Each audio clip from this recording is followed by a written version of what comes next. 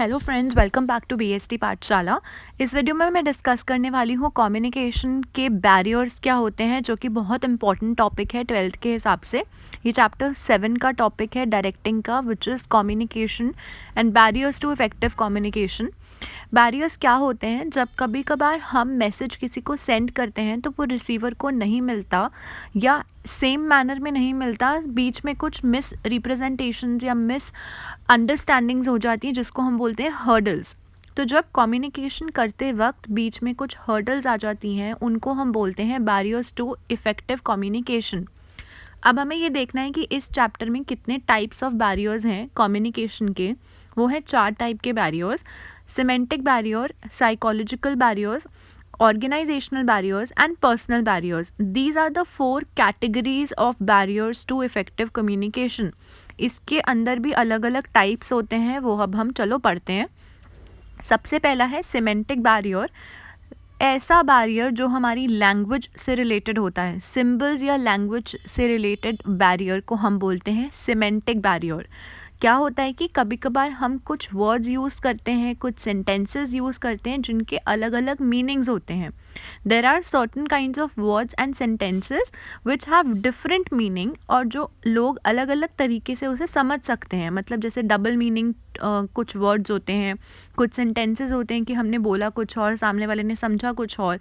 तो हमारी जो लैंग्वेज और सिंबल से रिलेटेड बैरियर्स आती हैं कम्युनिकेशन में, उसको हम बोलते हैं सिमेंटिक बैरियर्स। ये हमेशा अंडरस्टैंडिंग के डिफरेंसेस की वजह से होता है। मतलब जो लोग होते हैं वो चीज़ों को अलग अलग तरीके से परसीव करते हैं, अलग अलग तरीके से समझते हैं। सो एक ऑर्गेनाइजेशन में जब डिफरेंस आता है अंडरस्टैंडिंग के लेवल में और लैंग्वेज की वजह से होता है, तो उसको हम सिमेंटिक बैरियर कहते हैं।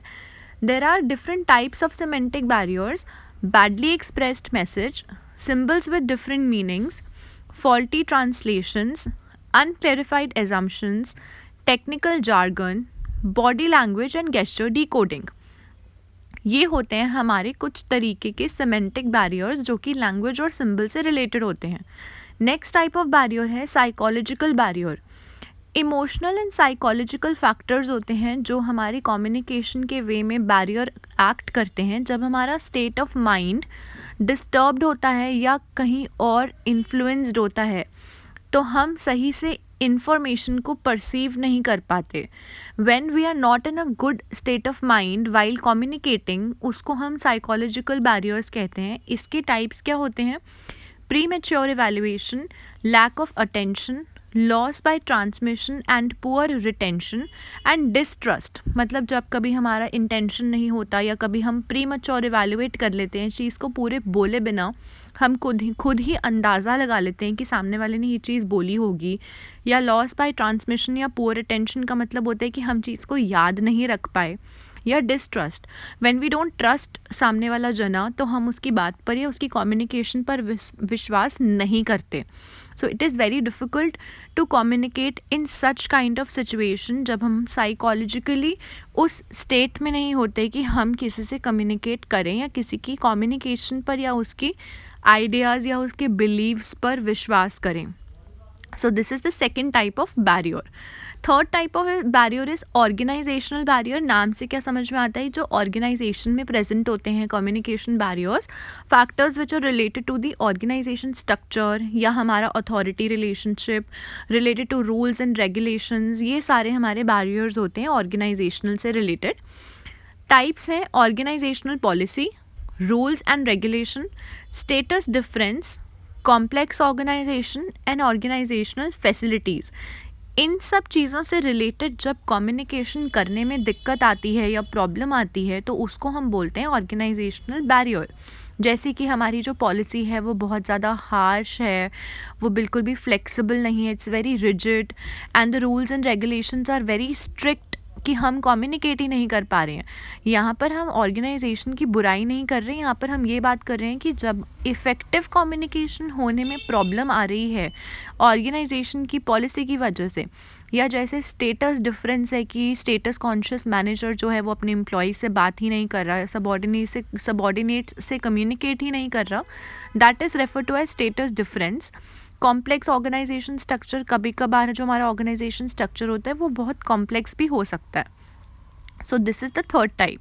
फोर्थ टाइप ऑफ बैरियर है पर्सनल बैरियर, मतलब कुछ ऐसे पर्सनल फैक्टर्स की वजह से जब हम फ्री फ्लो ऑफ इंफॉर्मेशन या फ्रीली कम्युनिकेट नहीं कर पाते हैं, सेंडर और रिसीवर की खुद के पर्सनल बैरियर्स होते हैं वो। यहाँ पर कोई ऑर्गेनाइजेशन या साइकोलॉजिकल या लैंग्वेज बैरियर नहीं आ रहा, यहाँ पर हम ये बात करें कि अपने खुद के रीज़न से। जैसे कि टाइप है lack of confidence of superior, lack of incentives, fear of authority, unwillingness to communicate.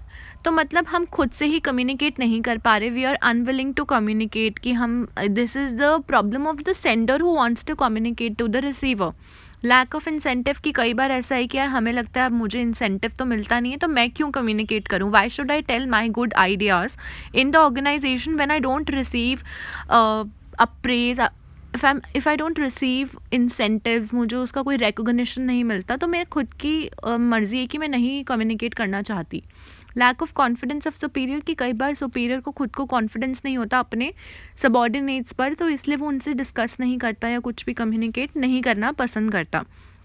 Fear of authority का मतलब ये होता है कि कभी कभार सबॉर्डिनेट्स फियर, डर से, सामने वाले की अथॉरिटी के डर से कम्युनिकेट नहीं करते।